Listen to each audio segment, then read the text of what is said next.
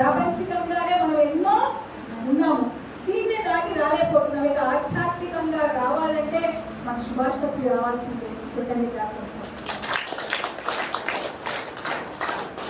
so ఏమైంది, ఆయన పాదాల దగ్గర ఇది జరగదు